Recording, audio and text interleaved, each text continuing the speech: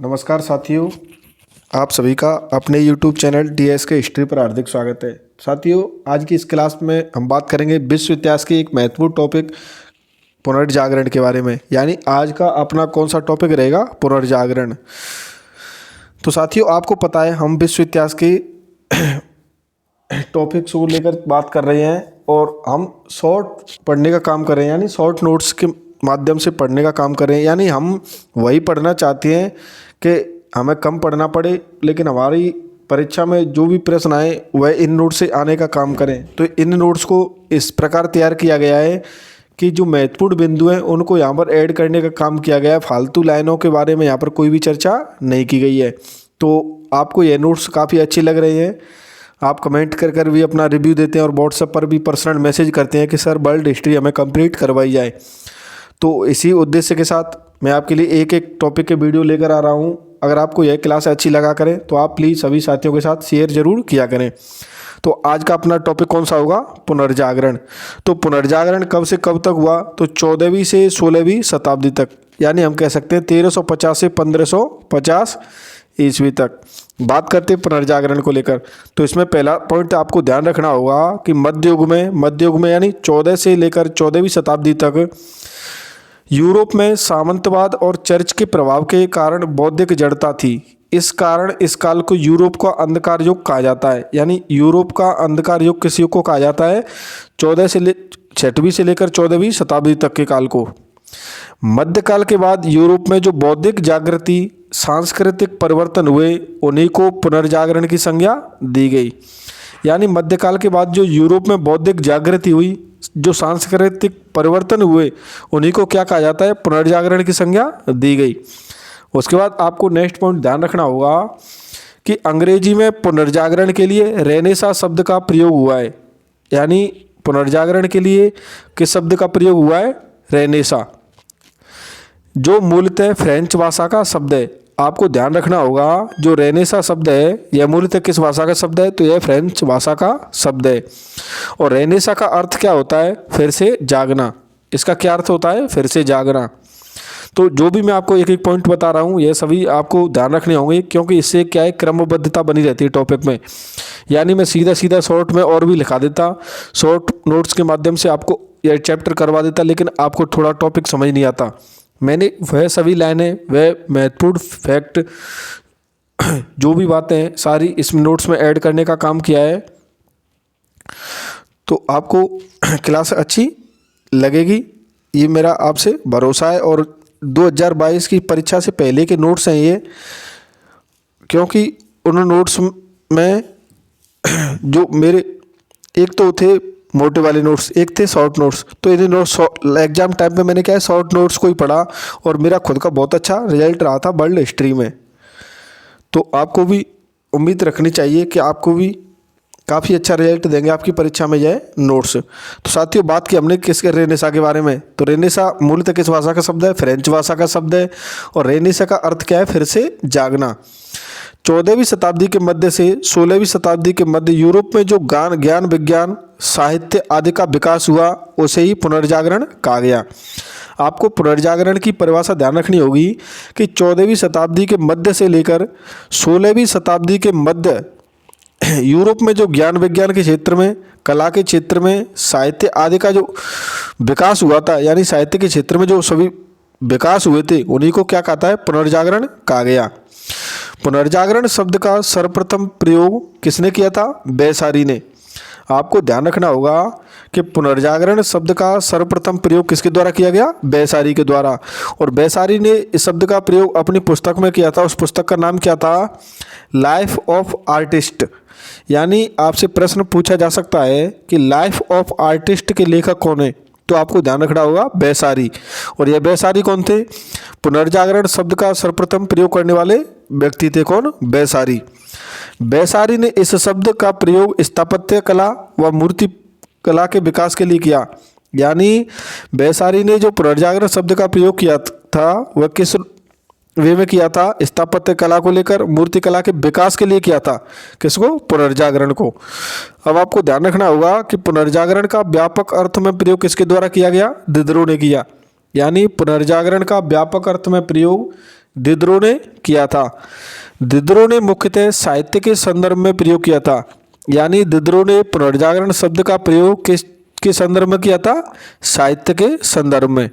उसके बाद आपको ध्यान रखना होगा कि विज्ञान के संदर्भ में पुनर्जागरण शब्द का प्रयोग फ्रांसिस बेकन ने किया, यानी साहित्य के क्षेत्र में पुनर्जागरण का प्रयोग किसके द्वारा किया गया? दिदरो के द्वारा। स्थापत्य कला व मूर्ति कला के विकास के लिए किसके द्वारा प्रयोग किया गया? तो आपको ध्यान रखना होगा बेसारी के द्वारा। और विज्ञान के संदर्भ में पुनर्जागरण शब्द का प्रयोग किसके द्वारा किया गया? फ्रांसिस बेकन के द्वारा। बाद में पुनर्जागरण शब्द का प्रयोग समस्त प्रकार के सांस्कृतिक परिवर्तनों के लिए होने लगा, यानी बाद में क्या हुआ कि पुनर्जागरण शब्द का प्रयोग समस्त प्रकार के सांस्कृतिक परिवर्तनों के लिए होने लगा। उसके बाद नेक्स्ट पॉइंट आपको ध्यान रखना होगा, आधुनिक यूरोप का प्रारंभ पुनर्जागरण से ही माना जाता है, यानी आधुनिक यूरोप का प्रारंभ किससे माना जाता है? पुनर्जागरण से ही माना जाता है। उसके बाद आपको पुनर्जागरण की परिभाषाएं ध्यान रखनी होंगी, क्योंकि कई बार यहाँ से भी प्रश्न पूछ लिया जाता है।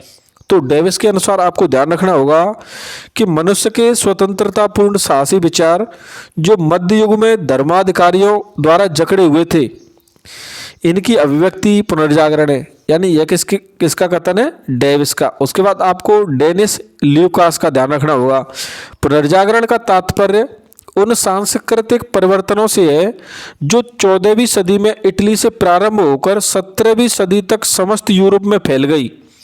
ऐसा किसने कहा था? डेनरी ल्यूकोस के द्वारा, कि पुनर्जागरण का तात्पर्य उन सांस्कृतिक परिवर्तनों से है जो 14वीं सदी में इटली से प्रारंभ होकर 17वीं सदी तक समस्त यूरोप में फैल गई। उसके बाद आपको तीसरा नाम ध्यान रखना होगा, JL नेहरू, यानी पंडित जवाहरलाल नेहरू। इन्होंने क्या परिभाषा दी पुनर्जागरण की? इन्होंने कहा था कि पुनर्जागरण विद्या का पुनर्जन्म, कला, विज्ञान, साहित्य और भाषाओं का विकास है, यानी पुनर्जागरण क्या है? विद्या का पुनर्जन्म, कला, विज्ञान, साहित्य और भाषाओं का विकास है। ऐसा कौन मानते थे? पंडित जवाहरलाल नेहरू। उसके बाद आपको नेक्स्ट ध्यान रखना होगा पुनर्जागरण की विशेषताएं। क्या ध्यान रखना होगा? पुनर्जागरण की विशेषताएं। और इसमें पहला पॉइंट आपको ध्यान रखना होगा क्या? मानववाद। तो मानववाद शब्द की उत्पत्ति लैटिन भाषा के ह्यूमैनिटस शब्द से हुई है। आपको ध्यान रखना होगा कि मानववाद शब्द की उत्पत्ति किस भाषा से हुई है? लैटिन भाषा के ह्यूमैनिटस शब्द से हुई है। इसका तात्पर्य क्या होता है? उन्नत ज्ञान, यानी मानववाद का तात्पर्य क्या होता है? आपको ध्यान रखना होगा उन्नत ज्ञान। उसके बाद आपको नेक्स्ट पॉइंट ध्यान रखना होगा कि मानव जीवन में रुचि व मानव समस्याओं का अध्ययन करना ही मानववाद है, यानी मानववाद की परिभाषा भी आपको ध्यान रखनी होगी कि मानव जीवन में रुचि व मानव समस्याओं का अध्ययन करना ही क्या है? मानववाद है। मानववाद के अंतर्गत पारलौकिक सुख के स्थान पर इहलौकिक सुख पर बल दिया गया, यानी मानववाद के अंतर्गत क्या किया गया? पारलौकिक सुख के स्थान पर इहलौकिक सुख पर बल दिया गया। और नेक्स्ट पॉइंट आपको ध्यान रखना होगा कि मानववाद शब्द का सर्वप्रथम प्रयोग किसके द्वारा किया गया? FJ नीथ हैमर के द्वारा, यानी मानववाद शब्द का सर्वप्रथम प्रयोग किसने किया? FJ नीथ हैमर ने। और मानववाद का पिता या मानववाद का जनक आपसे पूछा जाए, आपसे परीक्षा में प्रश्न पूछा जा सकता है कि मानववाद का पिता किसे कहते हैं या मानववाद का जनक कौन था, तो आपको आंसर देना होगा पेटार्क। कौन सा? पेटार्क। अगर आपसे इस प्रकार का प्रश्न पूछा जाए कि मानववाद का राजा या मानववाद का राजकुमार, तो इसका आंसर क्या होगा? इरेस्मस। इसका आंसर क्या होगा? इरेस्मस। यानी आपको यहाँ से 3-4 पॉइंट ध्यान रखने होंगे कि मानववाद के अंतर्गत किस पर बल दिया गया? तो पारलौकिक सुख के स्थान पर इहलौकिक सुख पर। और मानववाद शब्द का सर्वप्रथम प्रयोग किसके द्वारा किया गया? FJ नीथ हैमर के द्वारा। आपको ध्यान रखना होगा मानववाद का पिता या मानववाद का जनक किसे कहा जाता है? तो पेटार्क को कहा जाता है। किसे कहा जाता है? पेटार्क को। उसके बाद आपको ध्यान रखना होगा कि मानववाद का राजा या मानववाद का राजकुमार किसे कहा जाता है? तो इरेस्मस को। किसे कहा जाता है? इरेस्मस। नेक्स्ट पॉइंट की बात करें तो आपको ध्यान रखना होगा विलियम शेक्सपियर। विलियम शेक्सपियर कहाँ के निवासी थे? यह मूलतः इंग्लैंड के निवासी थे। यानी आपसे यह प्रश्न पूछा जा सकता है, विलियम शेक्सपियर को आपको ध्यान रखना होगा, यह कहाँ के थे? इंग्लैंड के। अपने साहित्य में मानववादी विचारधारा को प्रधानता दी है। किसके द्वारा? विलियम शेक्सपियर के द्वारा। यानी विलियम शेक्सपियर ने साहित्य में मानववादी विचारधारा को प्रधानता दी है। इनका एक कथन था कि मनुष्य कितनी सुंदर कृति है तथा उसकी तर्क शक्ति कितनी उन्नत है। यानी विलियम शेक्सपियर का कथन आपको ध्यान रखना होगा, मनुष्य कितनी सुंदर कृति है तथा उसकी तर्क शक्ति कितनी उन्नत है। साथियों, हमने बात की लास्ट में मानववाद को लेकर और विलियम शेक्सपियर को लेकर। अब बात करते हैं नेक्स्ट पॉइंट के बारे में। उसके बाद बात करते हैं दूसरी विशेषता के बारे में, स्वतंत्र चिंतन। पहली विशेषता हमने बात की मानववाद के बारे में, अब दूसरी विशेषता बात करते हैं स्वतंत्र चिंतन को लेकर। तो पुनर्जागरण से पूर्व व्यक्ति का चिंतन धर्म प्रेरित था। यानी पुनर्जागरण से पूर्व व्यक्ति का चिंतन कैसा था? धर्म प्रेरित था। धर्म से आगे सोच पर प्रतिबंध था, लेकिन पुनर्जागरण काल में मनुष्य प्रत्येक क्षेत्र में सोचते हुए तर्क का सहारा लेने लगा। तर्क शक्ति के विकास को बुद्धिवाद की संज्ञा दी गई है। और आपको प्रश्न पूछा जाए कि बुद्धिवाद का प्रवर्तक कौन था, यानी बुद्धिवाद का प्रवर्तक, यह प्रश्न आपसे पूछा जा सकता है, तो आपको आंसर देना होगा रोजर बेकन। यानी बुद्धिवाद का प्रवर्तक किसे माना जाता है? तो रोजर बेकन को। यह कहाँ के निवासी थे? तो यह इंग्लैंड के निवासी थे।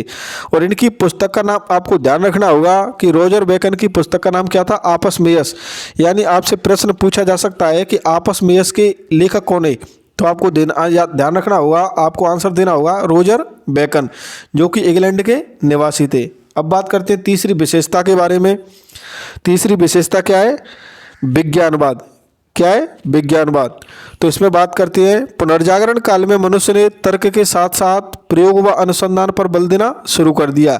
यानी पुनर्जागरण में क्या है? मनुष्य ने क्या किया? तर्क के साथ साथ प्रयोग व अनुसंधान पर बल देना शुरू कर दिया। आपको ध्यान रखना होगा, प्रयोगवाद या विज्ञानवाद का प्रवर्तक, यानी आपसे प्रश्न पूछा जा सकता है कि प्रयोगवाद या विज्ञानवाद का प्रवर्तक कौन था, तो आपको आंसर देना होगा फ्रांसिस बेकन। कौन? Francis Bacon. और फ्रांसिस बेकन की पुस्तक आपको ध्यान रखनी होगी, न्यू एटलांटिस नवम आर्गन। यह क्या है? फ्रांसिस बेकन की पुस्तकें हैं। उसके बाद आपको फ्रांसिस बेकन का एक महत्वपूर्ण कथन ध्यान रखना होगा कि सत्य सत्ता की नहीं वरन समय की पुत्री है। यानी सत्य क्या है? सत्ता की पुत्री नहीं, सत्य क्या है? सत्ता की नहीं वरन समय की पुत्री है। ऐसा किसका कथन था? फ्रांसिस बेकन का। तो साथियों, यहाँ से आपको दो महत्वपूर्ण एक तो पुस्तकें ध्यान रखनी होंगी। एक आपको प्रयोगवाद या विज्ञानवाद का प्रवर्तक किसे कहा जाता है? फ्रांसिस बेकन को। यह महत्वपूर्ण बिंदु है, आपको ध्यान रखना होगा। अब बात करते हैं चौथे पॉइंट के बारे में, चौथी विशेषता के बारे में। तो आपको ध्यान रखना होगा सहज सौंदर्य की उपासना। पुनर्जागरण से पूर्व व्यक्ति केवल देवीय सौंदर्यता की अनुभूति या अभिव्यक्ति कर सकता था, लेकिन पुनर्जागरण काल में वास्तविक या लौकिक सुंदरता पर बल दिया जाने लगा। अब धार्मिकता के स्थान पर कला व साहित्य का मुख्य विषय प्रकृति नारी बन गए। यानी एक बार इन्हें पुनः रिपीट कर लेते हैं, आपको ध्यान रखना होगा। चौथी विशेषता कौन सी? सहज सौंदर्य की उपासना। कौन सी? सहज सौंदर्य की उपासना। तो इसमें क्या है? पुनर्जागरण से पूर्व व्यक्ति केवल क्या है? दैवीय सौंदर्यता की अनुभूति व अभिव्यक्ति कर सकता था, लेकिन पुनर्जागरण में क्या हुआ? लेकिन पुनर्जागरण काल में वास्तविक या लौकिक सुंदरता पर बल दिया जाने लगा। अब धार्मिकता के स्थान पर कला व साहित्य का मुख्य विषय क्या हुआ? प्रकृति और नारी बन गए। यानी धार्मिकता के स्थान पर क्या है? कला साहित्य का क्या मुख्य विषय बन गया? प्रकृति और नारी बन गई। उसके बाद बात करते हैं पांचवी विशेषता के बारे में, प्रादेशिक व लौकिक साहित्य का विकास। पांचवी विशेषता कौन सी है? प्रादेशिक व लौकिक साहित्य का विकास। इसमें आपको ध्यान रखना होगा कि पुनर्जागरण से पहले केवल लैटिन व ग्रीक भाषा में साहित्य का सृजन होता था, लेकिन पुनर्जागरण के दौरान प्रादेशिक यानी क्षेत्रीय भाषा में साहित्य का सृजन होने लगा।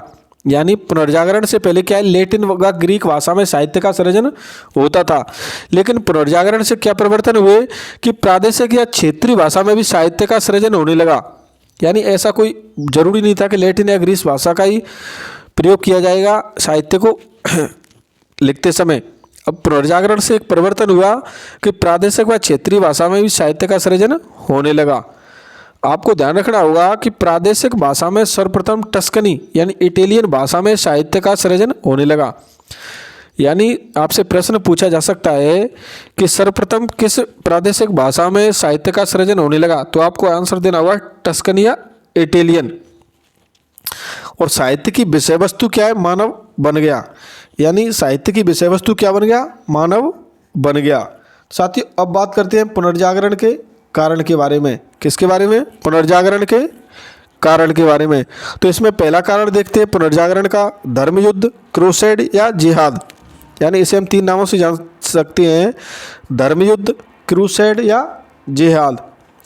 तो पुनर्जागरण का कारण आपको ध्यान रखना होगा, धर्मयुद्ध, क्रूसेड या जिहाद। इसमें बात करते हैं तो इसमें आपको ध्यान रखना होगा कि जेरूशलम या यरूशलम यह क्या है? ईसा मसीह का जन्म स्थान था।